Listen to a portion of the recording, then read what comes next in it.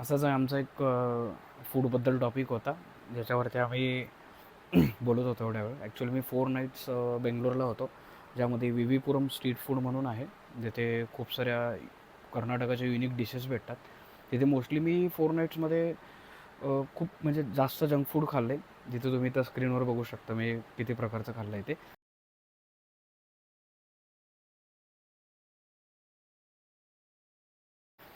त्यानंतर मी 2 जूनला घरी आलो अर्ली मॉर्निंगला. त्यानंतर मी म्हणजे सडनली मी डाएट स्टार्ट केला. त्यानंतर आज मॉर्निंग वर्कआउटला गेलो. सेम इंटेन्सिटीने वर्कआउट पण खूप छान झाला. तुम्ही इथे वर्कआउटसुद्धा बघू शकता की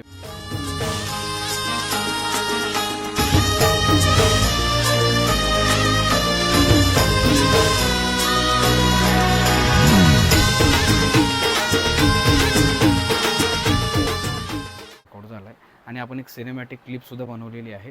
ती थोड्या वेळानं आपण अपलोड करणार आहोत. त्यानंतर की रिॲलिटी असं खरं सांगायचं झालं ना, तर खूप लोकं बोलतात की चीट मीलनंतर वर्कआउट होत नाही. इवन क्लायंट्स पण असं बोलतात की it's not about perfect diet, it's about how fast you get back on track. ठीक आहे. So consistency everything.